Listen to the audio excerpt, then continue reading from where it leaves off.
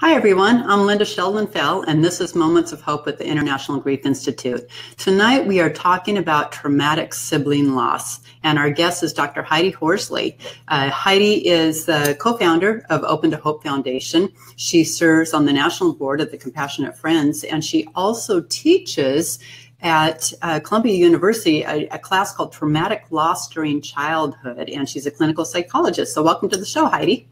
Thanks, Linda. It's great to be here, and I am talking about my favorite topic. So I appreciate you building awareness for sibling loss, because we need to build more awareness for what's unique and different about our loss versus other losses out there. So thank you. Right. And you know, sibling loss is not talked about enough. And then add in the component of traumatic sibling loss. Right. And, you know, it's really, really important. And so, you know, today is actually the 35th anniversary of you having a traumatic sibling loss. You lost your brother Scott in 1983. He was 17 years old and he died in a car accident.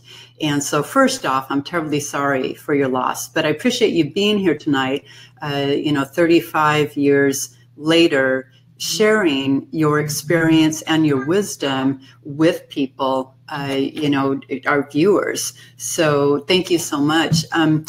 You know, how has your grief changed in the 35 years? I think that would be my first question. Well, it's changed a lot, because I'm here as a way to pay tribute and honor and celebrate my brother's life. And that wasn't always the case. 35 years ago, my brother and cousin were driving together in Washington, D.C. They were both 17, Matthew and Scott. Matthew, my cousin, was driving the car. It was raining. The car was on a bridge abutment. It hydroplaned. It hit the side of the bridge and it blew up. So both the boys died immediately, and they died very traumatically. And I actually did not know how I was going to survive. And I didn't even want to. My brother was my everything. He was my go-to guy. He was larger than life when he was here. I have two sisters, and he was like the boy in the sea of girls. And we loved and adored him. And I didn't know how I was going to do life without him. So it was very, very traumatic initially. And how old were you at the time? I was 20 years old. I had a 19-year-old sister. I still have her. My brother was 17, and my youngest sister was 14. So and you were in college? Age. I was in college when my brother died. And yeah, and it was hard, and it was really hard, and it was weird going home, because I kept expecting him for a very long time to answer the door. I just couldn't believe that a 17-year-old in the prime of his life could suddenly be gone. It just didn't even it felt like it was surreal. It didn't feel like that could have happened in the prime of his life, and very physically fit and healthy, and he's an athlete. And it was hard to really realize the permanence of it for a long, long time. And so when you were in college, you already had this future that you envisioned. Right. And you know, your sibling is the keeper of your childhood memories. Mm-hmm. And so suddenly your future is without that keeper of your memories. Those memories moving forward will no longer have that sibling in them. And so with that being such a profound impact, did it change the course of your college career? It totally changed it. It changed everything. After Scott died, I felt like there was no point in being in college. I grew up in New York. I was at school at University of Utah at that point. And I dropped out of school and moved to New York City for a little bit to be closer to my family. Mm. And after about a year, I realized I didn't want to be close to my parents, because they were grieving, and it was such a burden for me to take care of them, that I moved to Southern California. And I'd never been there in my life. Really? I got in the car and I drove there. And my dad my dad was like, "What are you doing? What if you don't like it?" And I said, "I'll step on the accelerator and leave. I have to find out why I'm still on the earth. I have to find out what is my meaning, what is my purpose, and why am I still here? Because I honestly don't know." So did you have survivor's guilt?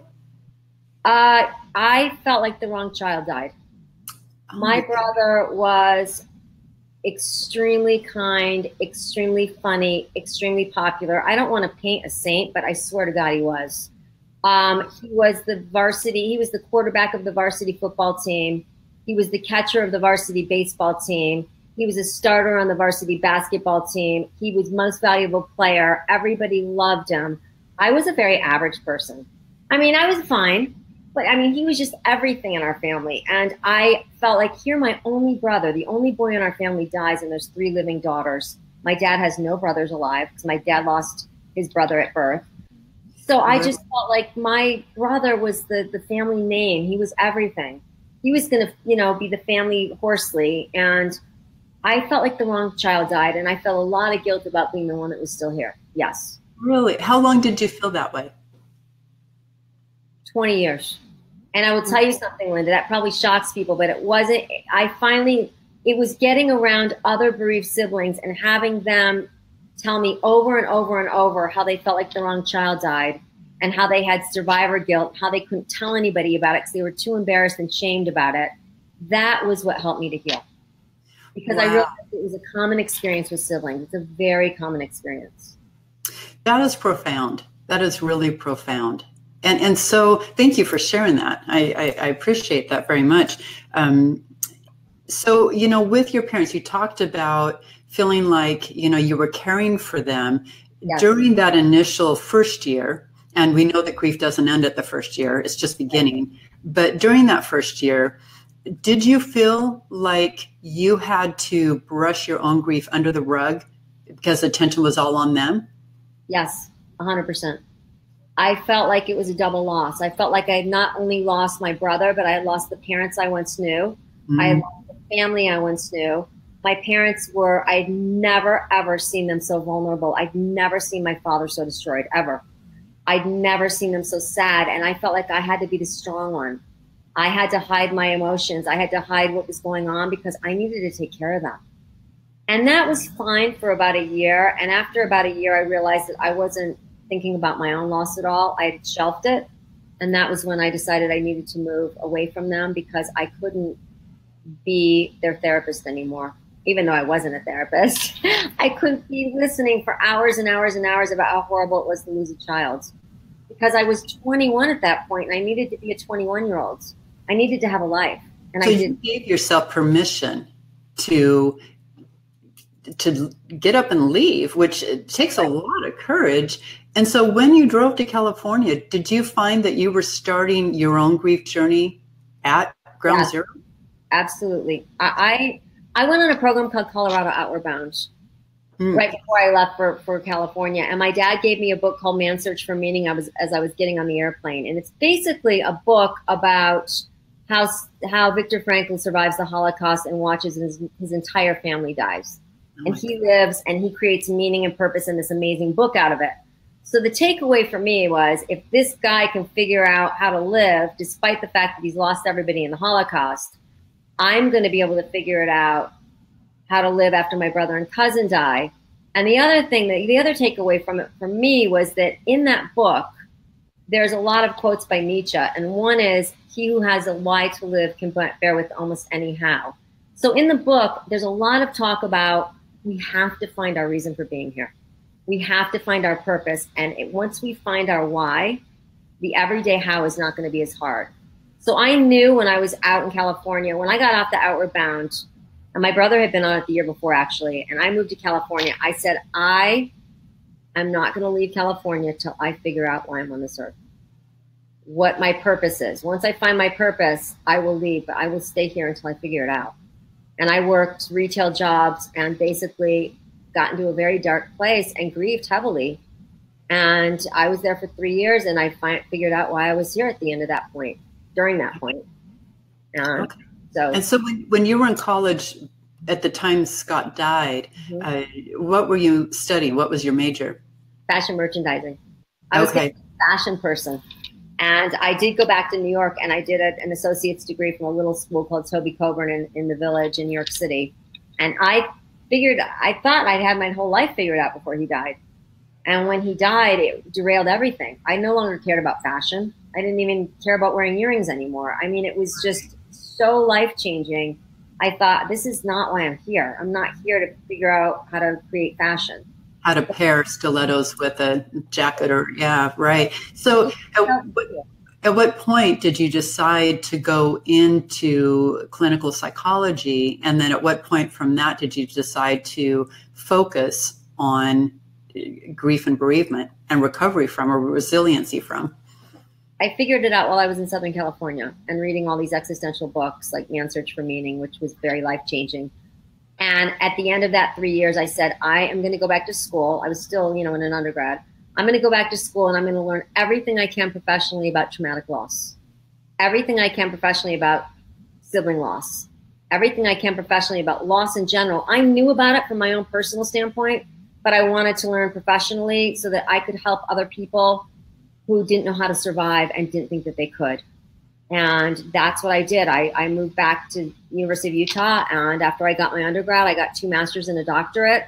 Everything I did was grief and loss related. Every class I could take, every internship I could take, every client I could have, I was very focused on the fact that this is what I wanted to do. I wrote my doctoral dissertation on the sudden death of a sibling. I mean, that was the only reason I was there. So, is to figure it out so that I could help other people. And in the process, heal myself, which is right. She who heals others heals herself. Exactly. So, in what ways for our viewers tonight, in what ways do traumatic loss differ from anticipatory loss? It's got its own dynamics. Mm-hmm. And that's the loss I know as well, having lost a daughter in a car accident, mm-hmm. Traumatic loss. And so for our viewers who are not sure, how would you explain the difference? Well, there's a lot of controversy in the professional community about what is traumatic loss. First of all, I just want to say, some people feel that losing a child in their 20s or younger it constitutes a traumatic loss. I think it's our own perception. I mean, there's, academically, I can read what it is. I have it right here because, my students ask me this question. It's when a sudden, unexpected, overwhelming, intense blow or series of blows assaults a person from the outside. That's what it is. So when you're so blindsided and so unprepared and literally assaulted psychologically, emotionally, and physically by the impact of this loss, that is a traumatic loss. And the thing about traumatic losses is we have to deal with the trauma first before we can deal with the grief. Okay. So because, as you know, Linda, it's so traumatic to have somebody 1 second in your life and the next second at the prime of their lives gone, and gone traumatically, in a traumatic way. Right, right. And we don't compare losses. We don't compare griefs because each is unique as a fingerprint. And, no two are the same. But I know that when we lost our daughter, she was 15. I don't remember the first 2.5 years. I was in a fog. And it's someone that I know who also lost a child in a car accident says she doesn't remember the first 6 years. And I think that's really important to talk about when talking about a traumatic loss is, you don't have that. We often think of it, we don't have that chance to say goodbye, but it's so much more than that. And I think it's really important to, talk about how trauma impacts our life. But, it brings up a bigger picture, and that is how trauma impacts us moving forward, impacts our mental health and our physical health moving forward. What does research show about that? Research shows that unresolved trauma, like you said, can lead to major health crisis. It can lead to behavioral problems. It can lead to relationship difficulties because sometimes we're afraid to get attached to another person because we're afraid they're going to die traumatically or suddenly, because trauma usually involves a suddenness. So it impacts us in a lot of ways. And I remember, I worked with 9/11 firefighter families for 10 years after 9/11. I was living in San Francisco on 9/11 and moved back to New York City to work with the fire department for 10 years. But I remember working with an NYPD, a police, and he kept saying, Heidi, I don't have to give up my anger and I don't have to resolve anything, and et cetera, et cetera. And I remember one night his gallbladder burst and he ended up almost dying because the trauma was just too intense and he didn't have healthy ways to let go of his trauma. To process what had happened. Exactly. Yes. Yep. Oh my goodness. I think that's really important to talk about that, is that, the outlets that we allow ourselves for processing our grief and our loss. And when we are, when we don't allow ourselves to validate, it's going to come out in other ways, and unhealthy ways is usually that, because it has to come out somehow, right? And so, poor eating habits, or just that self-care goes right down the tube. So, going back to sibling loss, I think because sibling loss, no matter, what it stems from, trauma or, illness or what have you, I think to some degree, siblings feel like their grief is the last in the line of griefs. And so that can create what we call disenfranchised grief. Yes. What are your thoughts on that in relation to sibling loss? Well, Dr. Kandoka coined the term disenfranchised grief, and I absolutely agree with this. And, we are always told that the worst death in the world is the death of a child. And when people hear that I've had a brother die, they always say, you've got to be strong for your parents. Or that must have been really hard on your parents. And it was really hard on my parents. And so, but what that does is that minimizes my loss, because now we're talking about my parents and how they're dealing with it and what's going on with them. So now when people say, wow, that must have been really hard on your parents, I now want to educate the world. So I usually say, yes, it was. And it's really hard on me too. It was very hard on all of us, because I want people to see that it's difficult for everybody. But there is this thing out there that the hardest death is the death of a child, and it does make siblings feel that we don't have the right to our grief, that we can't talk about our grief, that our grief is not as significant. Right. And when I worked with 9/11 siblings, I thought it was going to be different, because 9/11 was such an international tragedy. It was so public. It was not, every year on 9/11 down at the site, people read the names of everybody that died. It was not until year 5 that the siblings were allowed to read those names, because that is how minimized sibling loss is. Wow. Yeah, that's amazing. Sorry, I've got my little pet therapy dog here. Oh, I love it. That's great. Dogs are really important. He came in for a little bit of it. Show to us. My therapy dog. She's everyone's therapy dog. So, that's really profound to think about. With 9/11, I appreciate you sharing that, because that was the case where the whole world grieved. Right. With these people. Yeah. And yet for you, working with these families, what was that like for you? I would imagine that was triggering to some degree. It was. Or was it healing for you? It was incredible for me. I wasn't in New York City on 9/11, and I think that was actually a good thing, because a lot of therapists that lived in New York, that worked at the site, that worked with the families, had their own stories of trauma. Stories about the day, stories about having to escape or trying to find people. I didn't have a story. So I could go into New York City and I could just be there, and be there for people that needed to tell their stories, and everybody needed to tell their stories. And I lived in Midtown Manhattan, so there was just, the whole city was reeling for many, many years.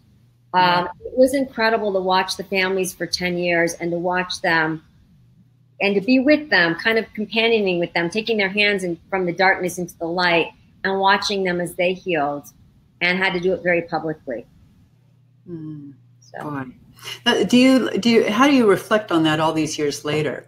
If knowing what we know now about grief and resiliency, I tend to shy away from the word recovery, because grief is something that you absorb into your world, and you carry it forward with you. And so resiliency is something that is important, right? That's how we rebound from it and rebuild ourselves. It's a self-rebuilding and moving forward with it. And so what we know now, what didn't you know then that you know now about traumatic grief and dealing with, especially with the mass casualty incident like that? I didn't know that we didn't go in to see the families for 6 months, because everybody in the world was in New York City trying to help these families. They were coming in from all over the country, and it was overwhelming for the families. So we decided, we were a Columbia University research team. We decided we would wait 6 months to go to their homes and to start seeing them. When we got there at the 6-month mark, they only had one question to ask us, and it was, where the hell were you? Oh my goodness.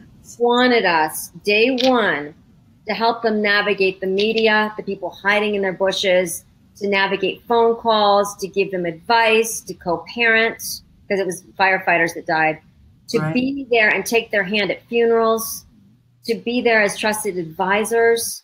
They needed us from the very moment that it happened. They didn't need all these other people.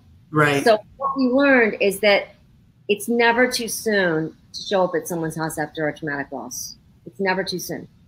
Don't wait. Wow. Instead of sending a card, send yourself. That's the best gift you can give somebody.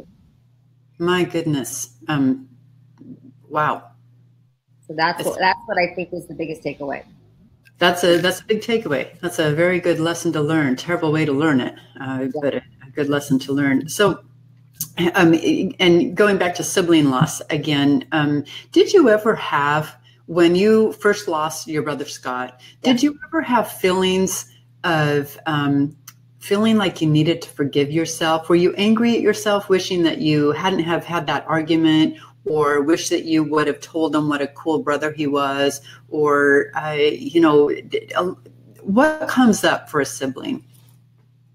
Well, I never said I loved him, because I don't think I said I loved him before, but that wasn't the last thing I said to him before he died. And I think as siblings, a lot of times we don't say we love you. It's different than a parent relationship. So had I known I would never see him again, I would have told him I loved him. I didn't tell him that. I would have spent more time with him. I mean, we spent a lot of time together as siblings, but if someone had said to me, Heidi, at 17, your brother's going to die, I would have made an effort to spend a lot of time with them. I probably wouldn't have gone away to college. I probably would have stayed close to home. And we did fight, but for the most part, we didn't fight that much. So I didn't really have a lot of that stuff going on, although a lot of siblings do, and it's normal. I always say we invest negative energy in someone because we love them. If I never fight with you and I never disagree with you and I never have an argument with you, it's because I probably don't even care about you. So I think it's normal to have very complicated relationships with siblings. We try on different roles with siblings. There's our safe people. Yeah. So it can get very complicated, and it is hard when they die because we didn't realize it. And a lot of times there is unfinished business and things that we wish we had said to them, which is normal. Yeah. So. Yeah. And so what do you want our viewers to know about sibling loss? How can we support bereaved siblings moving forward? Well, I guess a couple of things. One is that our loss is really, really hard. I've never had a child die. I've never had a parent die, but I've had a brother die. That's the only thing I know. To me, it's the worst loss that's ever happened to me, ever. Because I don't know other losses. You can only know your own loss. And the worst loss that's happening to you is the one that's kicked you to the ground, the one where you don't know how you're going to survive. The other thing I would say to parents out there is don't worry for the most part if your kids aren't talking to you about the death. We don't talk to our parents oftentimes about the deaths. We don't want to upset them. We're trying to be good kids. My parents have been through so much that I didn't want to bring up Scott in front of them because I didn't want them to cry. I wanted to help them. I was trying to be a good person. It doesn't mean you're not grieving. I grieved a lot. I grieved with friends. I grieved in private. I grieved a lot, but I didn't like to grieve in front of my parents. So I know that concerns a lot of parents out there. They worry. And if you are seriously worried, you should probably go talk to a professional and say, look, this is what's going on. But for the most part, most siblings don't talk a lot about it. And the other thing I would say is don't worry about bringing up our brothers and sisters. It's okay to bring them up. My parents bring up Scott. They bring up memories all the time. Don't expect us to respond. Don't expect me to say, oh, Mom, thank you for talking about Scott. That was so great. Let's sit down and have a sit down. Sometimes we're not going to say anything. And that's okay. Don't have expectations about how we should respond. So, I'm getting back. I don't know if you can hear that. I can't. That echo. Oh no. Well, I just wanted to say that, you know, when anyone asks me about our daughter, including one of our children, our surviving children, you know, that makes my heart sing. And, you know, I love to talk about her. And I think it's such a challenge in that, you know, we want to protect our living children from the great pain that we know in our heart, right? We don't want to see our children suffer. Right. And yet we can't protect them. And, you know, I can't imagine what it's like from your perspective. And so I appreciate you sharing that with us tonight. But, you know, from a parental standpoint, I want our living children to talk about our daughter. It warms my heart. So, and it's been 9 years for us, and I still would never get tired about it when they bring her name up. And so I think that, you know, that's something that I can offer from my perspective as a bereaved parent. And so with you and your surviving sisters, you've got 2 sisters. Yes. How did it affect your relationships? And now that it's 35 years later, what are those relationships like? Well, we are very, very close. We definitely, you know, appreciate each other. We don't live near each other, but we're very close. And I think part of it was because we knew that a sibling could die suddenly. We didn't realize that. Once we realized that, it changed the way that we were. We purposely had children around the same age. We purposely tried to get pregnant together.